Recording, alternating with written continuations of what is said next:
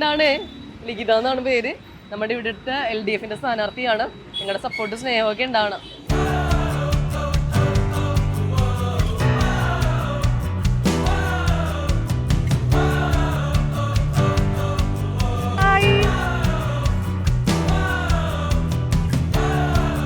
സ്ഥാനാർത്ഥി അടിപൊളിയാണ്.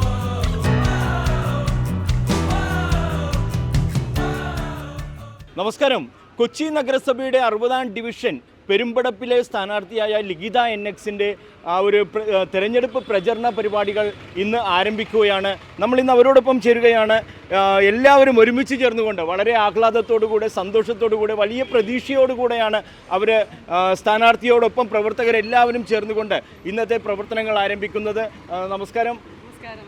എങ്ങനെയുണ്ട് നമ്മളുടെ ഈ ഒരു പ്രവർത്തനത്തിലേക്ക് ഇറങ്ങുമ്പോഴുള്ള ആ ഒരു ചിന്തകളും എല്ലാം എങ്ങനെയാണ് പങ്കുവയ്ക്കുന്നത്? വളരെയേറെ സന്തോഷം തോന്നുന്നു. ഈ പറഞ്ഞ പോലെ ഞങ്ങൾ ഒരുമിച്ചാണ് ഇറങ്ങുന്നത്. ഒത്തിരി ആളുകൾ ഞങ്ങളുടെ കൂടെ ഉണ്ടാവും. ഓരോ ഏരിയ തിരിച്ച് നമ്മൾ ഓരോ വീടുകളിലോട്ടും ഇറങ്ങി ചെല്ലുന്നു. അവരുടെ സങ്കടങ്ങളും വിഷമങ്ങളും എല്ലാത്തിലും പങ്കുചേർന്നുകൊണ്ട് ഒരു നാളേക്കുള്ള ഒരു പ്രതീക്ഷയാണ് നമ്മൾക്ക് അവർക്ക് വാഗ്ദാനം ചെയ്യുന്നത്.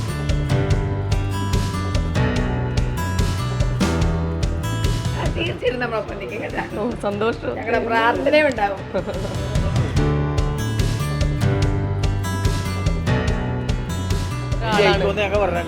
ഉറപ്പായിട്ടും ജയിക്കും. നല്ല കഴിവുള്ള കൊച്ചാണ്. ഈ ഏരിയയിൽ എല്ലാവരും അറിയപ്പെടുന്ന ഒരാളും കൂടിയാണ്. അപ്പോൾ ഈ നടക്കുന്ന ആൾക്കാരും ഒന്നിനൊന്നും മികച്ചതാണ്. ഞാൻ നിൽക്കുന്ന ചേട്ടനൊക്കെ ഇതിൽ മികച്ച സ്ഥാനാർത്ഥിയും അതുപോലെ ഏറ്റവും മികച്ച സ്ഥാനാർത്ഥി തന്നെ ഇവിടെ കീപ്പായി കിട്ടിയേക്കണത്. നല്ല വൻ വിജയത്തോട് ജയിച്ചു വരും.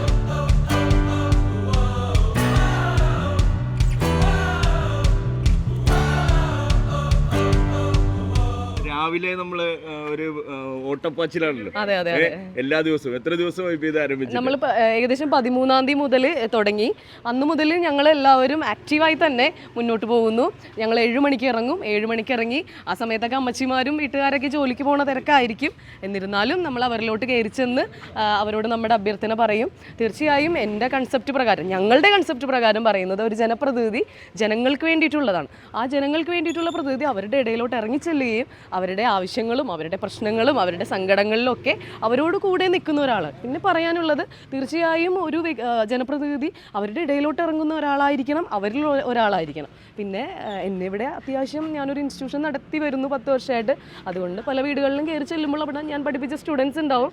അപ്പോൾ ഉള്ള ഒരു സന്തോഷം എന്ന് പറഞ്ഞാൽ വളരെ വലുതാണ്. ഒരു ക്വാളിഫിക്കേഷൻ, ഒരു ഡിഗ്രിയാണ്, അല്ലെങ്കിൽ ഒരു ഡോക്ടറാണ്, ഒരു എഞ്ചിനീയറാണ്, അതൊക്കെ ഒരു ക്വാളിഫിക്കേഷനിലൂടെയാണ് നേടുന്നത്. പക്ഷേ ഒരു ജനപ്രതിനിധി എന്ന് പറഞ്ഞാൽ തീർച്ചയായും ജനങ്ങളുടെ വോട്ടാണ്. അത് ആര് തന്നെയാണെങ്കിലും അവരുടെ മനസ്സിലുണ്ടായിരിക്കണം, ഞങ്ങൾ ജനങ്ങളുടെ വോട്ട് കൊണ്ടാണ് തിരഞ്ഞെടുക്കപ്പെട്ടതെന്നും നാളെ ജനങ്ങൾക്ക് വേണ്ടി മാത്രമാണ് ഞങ്ങൾ നിൽക്കേണ്ടതെന്നും അവരുടെ ആവശ്യങ്ങളിലും പ്രശ്നങ്ങളിലും അവരോടൊപ്പം ഉണ്ടായിരിക്കണം. അതാണ് ഒരു വ്യക്തി, ജനപ്രതിനിധി. അപ്പോൾ ഈ എല്ലാവരുടെയും സഹകരണം നമ്മളുടെ ഈ ഒരു കൂട്ടായ പ്രവർത്തനത്തിനുണ്ടാകുമ്പോൾ അത് എത്രമാത്രം നമ്മളുടെ ആ ഒരു മുന്നോട്ടുള്ള യാത്രയിൽ ശരിക്കും എനിക്കൊരു സാറ്റിസ്ഫാക്ഷൻ തോന്നുന്നത്, ഈ 13-ാം തീയതി മുതൽ ഞങ്ങൾ ഒരുമിച്ചാണ്, ഒരേ മനസ്സാണ്. ഞങ്ങൾ ഓരോരുത്തരോട് സംസാരിക്കുമ്പോഴും ഇപ്പോൾ ഈ രാവിലെ മുതൽ വൈകുന്നേരം വരെ നമ്മൾ ഹൗസ് വിസിറ്റിങ്ങിന് ഇറങ്ങുന്നുണ്ട്. ഈ സമയങ്ങളിലൊക്കെ ഞങ്ങളെല്ലാവരിലും ഒരു മനസ്സാണ് കാണുന്നത്.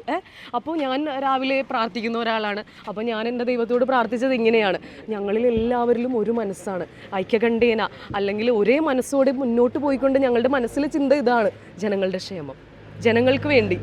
അതാണ്. അപ്പോൾ സിൻസിയറായിട്ട് ആ ഒരു സത്യസന്ധമായ മനസ്സാണ് ഞങ്ങളുടെ ഇടയിൽ വഴക്കുകളില്ല, പ്രശ്നങ്ങളില്ല, എന്നും ഒരുമയോടെ പോകുന്നു. എന്താണ് ഉദ്ദേശം? ജനക്ഷേമം, നാടിൻ്റെ വികസനം. അതാണ് ഞങ്ങൾ ലക്ഷ്യമിടുന്നത്.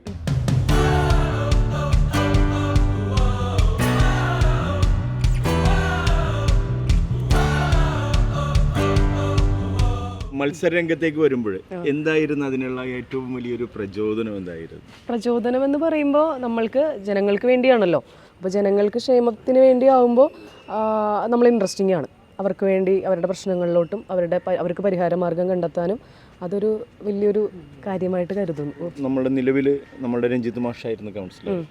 ഇവിടെ ഇനിയും ആ ഒരു വികസന തുടർച്ച നമുക്ക് ഉണ്ടാകേണ്ടതായിട്ടുണ്ട്. തീർച്ചയായും വികസന തുടർച്ച തന്നെ വേണം. ഞാൻ ഇതിലോട്ട് തിരഞ്ഞെടുക്കപ്പെട്ടപ്പോൾ മാഷ് എന്നെ പറഞ്ഞ് ഏൽപ്പിച്ച കുറേ കാര്യങ്ങളുണ്ട്. അപ്പോൾ എനിക്ക് അതിൽ നിന്ന് തോന്നിയത് നമ്മൾ 100 ഔട്ട് ഓഫ് 100 അല്ല, പ്രശ്നങ്ങളുണ്ട്, പ്രതിസന്ധികളുണ്ട്. ഇനിയുള്ള തുടർ ഭരണത്തിൽ ആദ്യം എവിടേക്കാണോ പരിഹാര മാർഗ്ഗങ്ങൾ വേണ്ടത് അവിടെ നമ്മൾ ആദ്യം പ്രശ്നപരിഹാരം ചെയ്യും. നമ്മളിപ്പോൾ ഓരോ വീടുകൾ കയറി ചെല്ലുമ്പോഴും ചില മേഖലകളിലൊക്കെ പ്രതിസന്ധികൾ പറയുന്നുണ്ട്. അപ്പോൾ ഞാൻ അതിൽ നിന്ന് വിലയിരുത്തുന്നത് ഒരു എക്സാം എഴുതിയാൽ 100-ൽ 100 മാർക്ക് മേടിക്കൽ കോംപ്ലിക്കേറ്റഡ് ആയിരിക്കും. പക്ഷേ നമ്മൾ വീണ്ടും ശ്രമിച്ചുകൊണ്ടിരിക്കുക, ഒരു പ്രശ്നത്തിൽ വീണ്ടും ശ്രമിക്കുമ്പോഴാണ് അതിനൊരു പരിഹാരം വേണ്ടത്. തീർച്ചയായും മാഷ് വ്യക്തമായി പറഞ്ഞിട്ടുണ്ട് എവിടേക്കാണ് വികസനങ്ങൾ വേണ്ടതെന്നും എവിടേക്കാണ് പ്രശ്നങ്ങൾക്ക് പരിഹാരം കാണേണ്ടതെന്നും. ഉറപ്പായും തിരഞ്ഞെടുക്കപ്പെട്ടാൽ അതിനൊക്കെ ആദ്യം പരിഹാരം കാണുമെന്ന് ഞാൻ വാഗ്ദാനം ചെയ്യുന്നു. സ്ഥാനാർത്ഥിയോടൊപ്പം നമ്മൾ മുന്നോട്ട് പോകുമ്പോൾ മാഷിൻ്റെ ആ ഒരു കാലയളവിൽ നമ്മളുടെ ഡിവിഷനിലുണ്ടാക്കിയ പ്രധാനപ്പെട്ട വികസന നേട്ടങ്ങളൊക്കെ എന്തൊക്കെയായിരുന്നു? നമ്മുടെ ഡിവിഷനിൽ ആദ്യം ഞാൻ വന്ന ശേഷം ചെയ്ത് വെള്ളക്കെട്ട് ചിറയിൽ റോഡ് പരിസരത്ത് ആ പ്രദേശം മുഴുവൻ ഭയങ്കര വെള്ളക്കെട്ടായിരുന്നു. 72 മണിക്കൂറോളം വെള്ളം കിട്ടിയ സന്ദർഭം ഉണ്ടായിട്ടുണ്ട്. വെള്ളക്കെട്ട് മാറ്റുക എന്നുള്ളതായിരുന്നു പ്രകടന പത്രികയിൽ ഒന്നാമത്തെ കാര്യം. അത് പാരലായിട്ട് കാണുകൾ പണിതും NHൻ്റെ അടിയിലൂടെ ഒരു തുരങ്കം നിർമ്മിച്ചും ആ വെള്ളക്കെട്ട് മാറ്റാൻ കഴിഞ്ഞു എന്നുള്ളതാണ് ഏറ്റവും വലിയ പ്ലസ് പോയിൻറ്റ്. പിന്നെ കുടിവെള്ള പ്രശ്നം, ഏതാണ്ട് ഇപ്പോൾ അന്ന് 15 ടാങ്കറോളം വെള്ളം കൊടുത്തിരുന്ന ഇപ്പോൾ ഒറ്റ ടാങ്ക് കൊടുക്കുന്നില്ല. അമൃത് പദ്ധതി പ്രകാരം എല്ലാ വീടുകളിലും കുടിവെള്ളം എത്തിക്കാൻ സാധിച്ചു. പിന്നെ LED ലൈറ്റുകൾ. ഏറ്റവും പ്രധാനപ്പെട്ട ടോക്കൺ പ്രോജക്റ്റ് എന്ന് പറയുന്നത് പകൽ വീടാണ്. എൻ്റെ പ്രകടനത്തിൽ ഏറ്റവും വലിയ വൃദ്ധന്മാർക്ക് വേണ്ടി ഒരു മന്ദിരം പണിയുന്ന നഗരസഭയുടെ സ്ഥലത്ത് 18 സെൻറ്റ് സ്ഥലത്ത് ഇപ്പോൾ ഒരു 9 മാസം കൊണ്ട് ആ പകൽ വീടിൻ്റെ നിർമ്മാണം പൂർത്തിയായി. 850 സ്ക്വയർ ഫീറ്റുള്ള വൃദ്ധന്മാർ വരാൻ പറ്റിയ ഏറ്റവും നല്ല പകൽ വീട് നിർമ്മിച്ചു. അതല്ല, പ്രവേശനോത്സവം നടത്തി. ഇന്ന് 40ഓളം വൃദ്ധന്മാരവിടെ രാവിലെ കുട്ടികൾ സ്കൂളിൽ പോകുന്നവർ വരുന്നു, അവരവിടെ ഉല്ലസിക്കുന്നു. കളി ഉപകരണങ്ങൾ, TV എല്ലാം കൊണ്ട് ഉച്ച ഭക്ഷണം വരെ ഉണ്ട് ചെയ്ത് വൈകിട്ട് അവർ സന്തോഷത്തിന് പോവുകയാണ്. ഈ കൊച്ചി നഗരസഭയിലെ ഏറ്റവും ആദ്യത്തെ ഒരു പ്രൊജക്റ്റ് ഇതായിരുന്നു പകൽ വീട്. ഈ വർഷം ആ ഫസ്റ്റ് ഒരു പ്രൊജക്റ്റ് മാത്രം ഉണ്ടായിരുന്നുള്ളൂ പകൽ വീട്. ഞാൻ മാത്രമാണ് ആദ്യം ചെയ്തത്. അതിൻ്റെ ഏറ്റവും വലിയൊരു ഡ്രീം പ്രോജക്റ്റായിരുന്നു. അത് ചെയ്യാൻ സാധിച്ചു എന്നുള്ളത് മേയറുടെ ഒരു ഉത്സാഹത്തിൻ്റെ പിന്നിലുണ്ട്. അവർ ഏറ്റെടുത്ത കോൺട്രാക്ട് വെറും 9 മാസം കൊണ്ട് പണി പൂർത്തിയാക്കുന്നതാണ്. എനിക്ക് ഏറ്റവും വലിയ തൃപ്തികരമായ പ്രോജക്റ്റാണ് ഈ പകൽ വീട്. 3 മാസം 9 മാസമല്ല 3 മാസം. അതായത് ജൂലൈ 20 കല്ലിട്ടു, ഒക്ടോബർ 20, അതായത് വെറും 90 ദിവസം കൊണ്ട് പകൽ വീട് പൂർത്തിയായി. ഇന്നത് വർക്കിംഗ് ആണ്, കെട്ടിടം പൂർത്തിയാക്കുന്നതല്ല. ഇന്ന് ആളുകളെല്ലാം പ്രവേശിപ്പിച്ചു, അവരെല്ലാം സന്തോഷത്തിൽ കഴിയുന്നുള്ളതാണ്. പിന്നെ അതുപോലെ വെൽനസ് സെൻറ്റർ, നമ്മുടെ ഡിവിഷനിൽ വെൽനസ് സെൻ്ററുണ്ട്. അത് സൗജന്യമായിട്ട് അലോപ്പതി ചികിത്സ നൽകുന്ന ഡോക്ടർ, ഫാർമസിസ്റ്റ്, 2 നഴ്സുമാരൊക്കെ ഉൾക്കൊള്ളുന്ന അലോപ്പതി മരുന്നുകളും ചികിത്സയും സൗജന്യമായിട്ട് കൊടുക്കുന്ന ഒരു വെൽനസ് സെൻറ്റർ നമ്മുടെ PN കൃഷ്ണ റോഡിന് കിഴക്കോട്ടും അവിടെ ഉണ്ട്. അതുപോലെ നമ്മൾ 12ഓളം റോഡുകൾ, 23 റോഡുകൾ നിർമ്മിച്ചു. ഇപ്പോഴും പല റോഡുകളും നിർമ്മാണത്തിൻ്റെ ഘട്ടത്തിലാണ്. അതായത് ടെൻഡർ കഴിഞ്ഞു, എഗ്രിമെൻ്റ് വരെ വെച്ചിട്ടുണ്ട്. അങ്ങനെ നിർമ്മാണത്തിൻ്റെ ഘട്ടത്തിലുള്ള ഒരു 6 റോഡുകളുണ്ട്. ആ റോഡുകൾ പണി പൂർത്തിയാകുമ്പോൾ ആളുടെ ആശങ്ക നമ്മൾ തീർക്കില്ലെന്നാണ്. നമ്മൾ എഗ്രിമെൻ്റ് വെച്ചുള്ള പ്രോജക്റ്റാണ്. പക്ഷേ ഇപ്പോൾ പെരുമാറ്റച്ചട്ടം നിൽക്കുന്നതുകൊണ്ട് സ്ലോ ഡൗൺ ചെയ്തിരിക്കുകയാണ്. തീർച്ചയായിട്ടും ഈ കഴിഞ്ഞാൽ ഉടൻ തന്നെ ആ റോഡ് നിർമ്മാണം പൂർത്തിയാക്കി ഞാൻ ഏറ്റെടുത്ത എല്ലാ വർക്കുകളും 100% പൂർത്തിയാക്കും. എന്തെങ്കിലും ഉണ്ടെങ്കിൽ ഞാൻ ഇന്ന കാര്യങ്ങൾ ചെയ്യാനുണ്ട്, അതുകൊണ്ട് ഞാൻ ലിഖിത ഏൽപ്പിച്ചിരിക്കുകയാണ്. തീർച്ചയായിട്ടും എന്തെല്ലാം പ്രോജക്റ്റാണോ ഇനി പൂർത്തിയാക്കാനുള്ളത് തീർച്ചയായിട്ടും പ്രയോറിറ്റി കൊടുത്തുകൊണ്ട്, ഫസ്റ്റ് പ്രയോറിറ്റി കൊടുത്തുകൊണ്ട് അത് ആദ്യം ചെയ്യുന്ന ഉറപ്പ് കൊടുക്കുകയാണ്.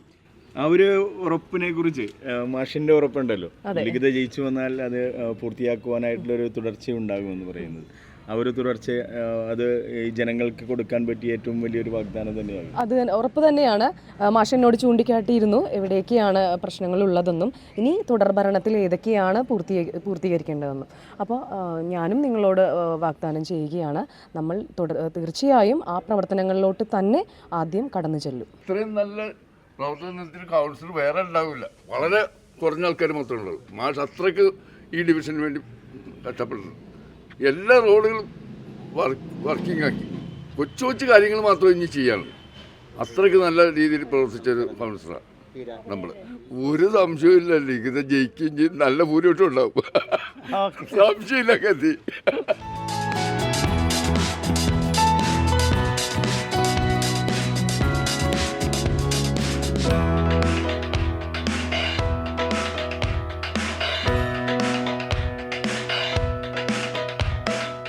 സ്ഥാനാർത്ഥി എല്ലാ കാര്യങ്ങൾക്കും മുന്നോട്ട് വരുമെന്നുള്ളത് തീർച്ചയായിട്ടും അറിയാം, വിശ്വാസം. പിന്നെ ആക്റ്റീവാണ് ആള്. പിന്നെ ഇവിടുത്തെ ഇനിയുള്ള വികസനം അത് പുള്ളിക്കാരത്തി ചെയ്യുന്നുള്ളൊരു വിശ്വാസം നമുക്കുണ്ട്. അപ്പോൾ അത് ചെയ്യണം. അപ്പോൾ ചെയ്യുന്ന വിശ്വാസത്തെ നമ്മൾ ഇതിനെ സപ്പോർട്ട് ചെയ്ത്. പ്രദേശത്തിൻ്റെ മാറ്റം എന്ന് പറയുന്നത് പുതിയ ചിന്താഗതി വരുമ്പോഴാണ്. പുതിയ ചിന്തയിലുള്ള ആൾക്കാർ മുന്നോട്ട് വരിക എന്നുള്ളതാണ് മാറ്റങ്ങളുടെ തുടക്കം എന്ന് പറയുന്നത്. അതിനെ വളരെ സ്വാഗതപൂർവ്വം കാണുകയാണ്. അതോടൊപ്പം തന്നെ എല്ലാവിധ വിജയാശംസകളും നേരുകയാണ്. പുതുമുഖങ്ങളായതുകൊണ്ട് പറയുകയല്ല, അവരുടെ മനസ്സിൽ ഒരുപാട് ആശയങ്ങളുണ്ട്, ഒരുപാട് ആഗ്രഹങ്ങളുണ്ട് നാടിന് വേണ്ടി സേവനം ചെയ്യണമെന്നുള്ളത്. അത് നല്ല രീതിയിൽ വിനിയോഗിക്കാൻ അവർക്ക് കഴിയട്ടെ. അതോടൊപ്പം തന്നെ നിങ്ങളുടെ വിശ്വാസം തന്നെയാണ് ഞങ്ങളുടെയും വിശ്വാസം, ഈ നാടിൻ്റെ പുരോഗതി എന്നുള്ളത്. അതെന്നും കാത്തു സൂക്ഷിക്കാനും കഴിയട്ടെ. അപ്പോൾ ഞങ്ങൾക്ക് നല്ല വിശ്വാസമുണ്ട്. അപ്പോൾ ഞങ്ങളുടെ ഇവിടെ കാര്യങ്ങളെല്ലാം നന്നായിട്ട് നോക്കുമെന്നും പാവപ്പെട്ടവർക്ക് വേണ്ട എല്ലാ കാര്യങ്ങളും ഇടപെടുമെന്നുള്ള ഒരു വിശ്വാസം ഞങ്ങൾക്കുണ്ട്. കൗൺസിലറായിട്ടല്ല, നമ്മുടെ അനുജത്തിയായിട്ട് തന്നെ നമുക്ക് കൂടെ കൊണ്ടുപോയിട്ട് നമുക്ക് വേണ്ട കാര്യങ്ങളെല്ലാം ചൂണ്ടിക്കാണിച്ച് പറയാൻ നമുക്ക് കഴിയണം. നമ്മളുടെ ആവശ്യം ഇന്നതാണ്, റോഡ് നന്നാക്കണം അല്ലെങ്കിൽ ലൈറ്റ് വേണം എന്ന് നമുക്ക് പറയാൻ പറ്റുന്ന രീതിയിൽ ഒരു സ്ഥാനാർത്ഥിയാണ് നമുക്കിന്ന് കിട്ടിയിരിക്കുന്നത് എന്നുള്ളൊരു സന്തോഷം കൂടി ഞാൻ അറിയിക്കുകയാണ്.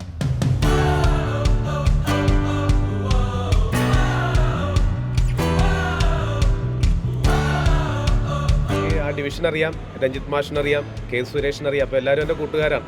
അപ്പോൾ സ്ഥാനാർത്ഥി മാത്രമാണ് എനിക്ക് പരിചയമില്ലാത്ത ഒരാൾ. പക്ഷേ എന്നെ തേടി ഇവിടെ വന്നു, അത് വലിയൊരു കാര്യമായിട്ട് എനിക്ക് തോന്നുന്നു.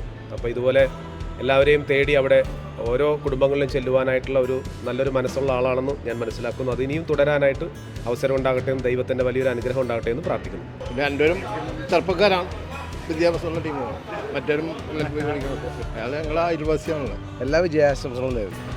ജയിക്കും എന്നാണ് എൻ്റെ പിള്ളേരും ഒട്ടെ പ്രവർത്തിക്കവർ ബുദ്ധിമുട്ടും സ്ഥാനാർത്ഥിയാവാനുള്ള എല്ലാ യോഗ്യതയുണ്ട്. എല്ലാ വിജയാശംസകളും നേരുന്നു. എല്ലാ ആശംസകളും. എനിക്കറിയാവുന്ന കുട്ടിയാണ്, നമ്മുടെ നാട്ടുകാരിയാണ്. നല്ല പ്രവർത്തനങ്ങൾ കാഴ്ചവെക്കുന്ന വിശ്വാസമുണ്ട്. തീർച്ചയായും ഒരു അനുജത്തിയായി അല്ലെങ്കിൽ നിങ്ങളിൽ ഒരാളായി ഞാൻ നിങ്ങളോടൊപ്പം ഉണ്ടായിരിക്കും.